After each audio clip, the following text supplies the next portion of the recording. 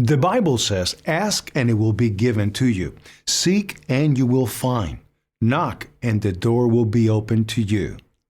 You come to realize that there are no accidents in this universe. Everything that takes place have the pieces moved around by something bigger than all of us. And so it was called the I Am Discourses. And I quote from the I Am Discourses. The first expression of every individual everywhere in the universe, either in spoken word, silent thought, or feeling, is I am. Recognizing its own conquering divinity. The student, me, you, all of us, endeavoring to understand and apply these mighty yet simple laws, must stand guard more strictly over his thoughts and expression in words or otherwise. For every time you say, I am not, I cannot, I have not, you are, whether knowingly or unknowingly, throttling that great presence within you. You must be conscious of how you use these words. I am strong, I am well, I am content. Even if your senses tell you something different, I am. And as we move now into the meat of this program, you'll see that putting the words I am in front of something into your mind and imagination is a very powerful way to attract into your life, recognizing your own divinity, particularly the work of Neville and the work of U.S. Anderson and the I Am Discourses. I came up with, and putting that all together, what I call five wishes fulfilled foundations for being able to attract into your world and become the kind of person that you expect yourself to be. Remember what I said about the quote on the wall of the swimming pool. If you want to accomplish anything, which means to become an extraordinary level of consciousness person, you must first expect it of yourself. You must see yourself and be unafraid to say to yourself, I am connected at all times to my source, to the divine mind, to the Tao, to God, to that which is the creator of all. I am a part of it. And the first of these five foundations I call imagination. Imagination. Many of our greatest thinkers have spoken about the power of imagination. William Blake said that what is now proved was once only imagined. Now think about the importance of that. If you want to have something show up in your life, the kind of person you would like to become, manifest something new into your life, something powerful, whatever it might be, you obviously must first be able to imagine it. Your imagination. This is yours and yours alone. You can place anything into your imagination that you want to place there, independent of what anybody else says about it, independent of what your senses tell you, independent of all the evidence that may be to the contrary. You can place into your imagination an I am that represents what you would like to attract into your life and make it come into fruition. Einstein's most famous quote, one of his most famous observations, he said, imagination is more important than knowledge. Knowledge is limited. Imagination encircles the world. Placing these I ams into your imagination, I had some of you I'm sure know about it because it's been all over the papers and so on, a diagnosis of leukemia a couple of years ago. And for a while, I kind of began to believe some of the things that were being told to me about what happens when you have this particular kind of leukemia. And I have instead, in the last year or so, had some of the most amazing, astonishing things happen into my life, where I have felt just so alive and so strengthened and so fully connected to my source, knowing. Basically, I have a knowing in here that life itself is a sexually transmitted terminal disease, okay? That's basically the fact, all right? So I'm not saying that all you have to do is put into your imagination an I am that says I am and you're going to live forever.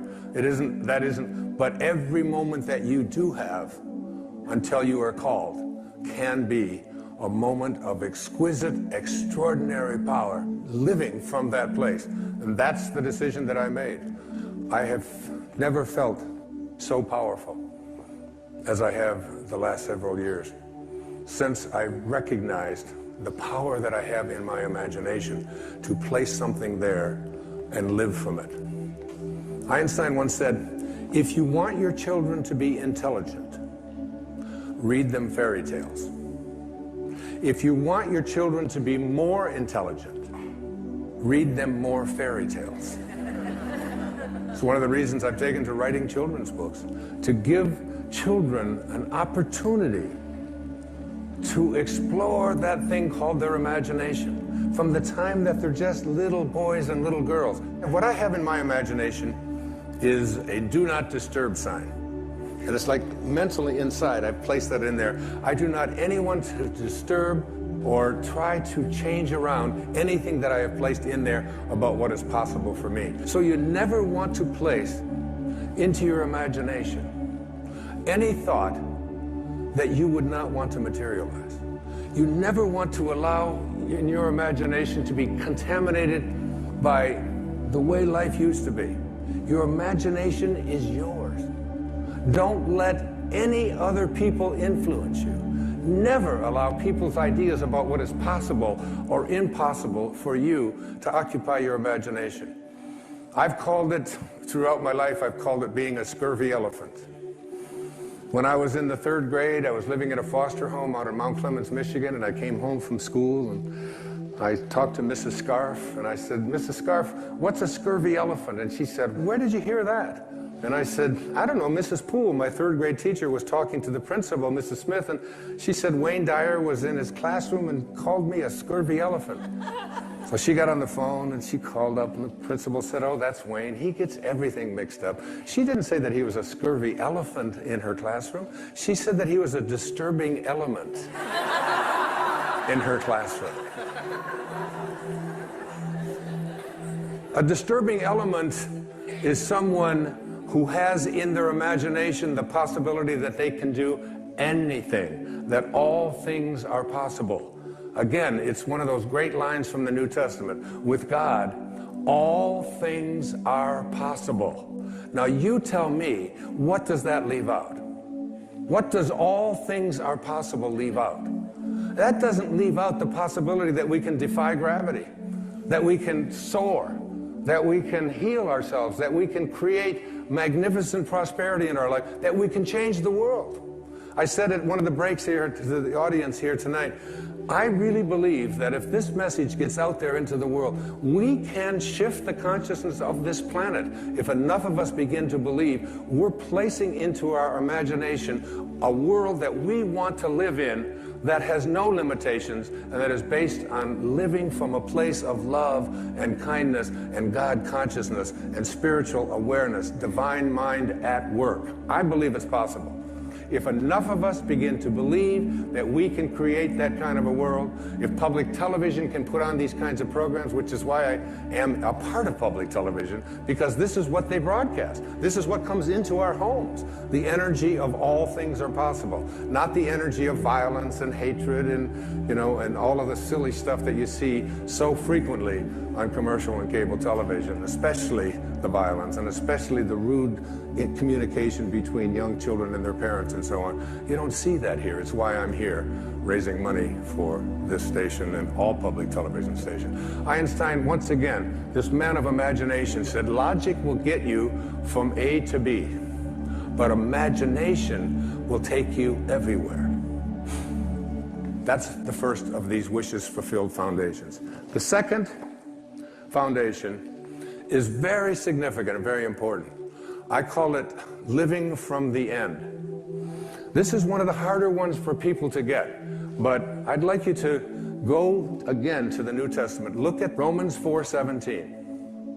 In the presence of him whom he believed God, who gives life to the dead and calls those things which do not exist as though they did.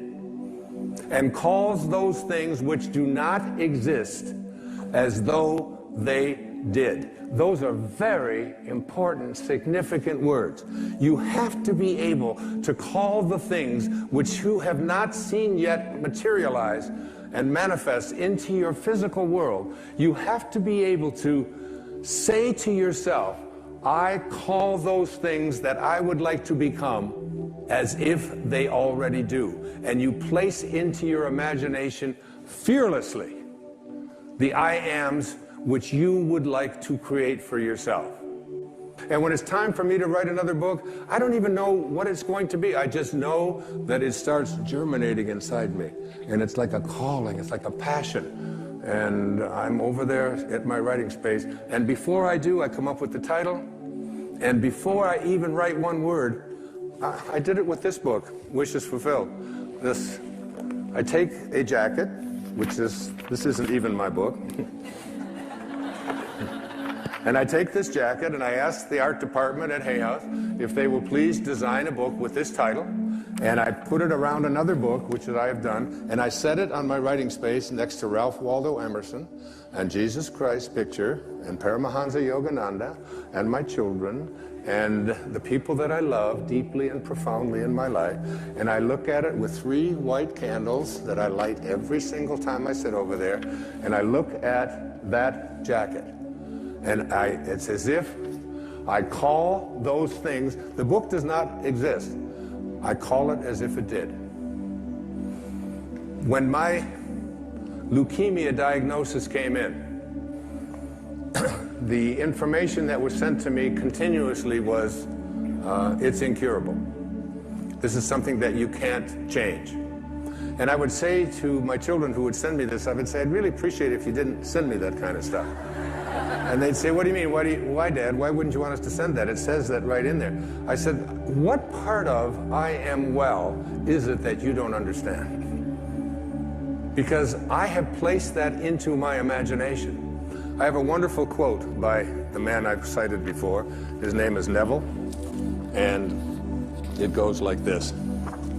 He says, disregard appearances, conditions, in fact, disregard all evidence of your senses, that is what your eyes and ears tell you, that deny the fulfillment of your desire, whatever it is you want to attract into your life. Disregard appearances, conditions, in fact, all evidence of your senses that deny the fulfillment of your desire. Rest in the assumption that you already are what you want to be. For in that determined assumption, you and your infinite being, your extraordinary self, which is what this program is about, are merged in creative unity, and with your infinite being, God, all things are possible. God never fails, and you are a piece of that which never fails. And you are going to move beyond just being a piece and just being a fragment and just being a segment until it becomes your overwhelming knowing that you have within you this divine capacity. You don't need evidence of your senses. I wrote a book a few years back. The title of it, I had to get my publisher because they didn't understand it. They called back, they said, I think you got this wrong. I said, no, it's called You'll See It When You Believe It. Not the other way around. People will say, well, I'll believe it when I see it. It doesn't work that way. You'll see it when inside you have a knowing. And Neville also said, therefore, to incarnate a new and a greater value of yourself, you must assume that you already are what you want to be, and then live by faith in this assumption. Now, this flies in the face of so much of what you've been told, because you have a tendency to believe that what your eyes and ears tell you is reality. But this is what we know by our senses. Just this little tiny fragment. I can't even get, it's like a millionth of a millimeter. And all that is unknown is in the invisible, in the imagination. And most of our attention is focused on, this is my beliefs and my disbeliefs about what is possible and what isn't possible are here. And it's an endless universe. So placing I ams into your imagination is one thing. It's an intellectual act. Living from the end means that you call the things which do not exist as if they did. You begin to say to yourself, you don't have to say it to anyone else, you don't have to write it down, you don't have to get anybody else's approval, you don't have to look on the internet, you don't have to do anything like that.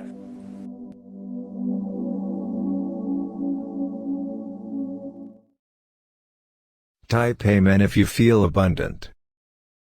Watch this important message right now.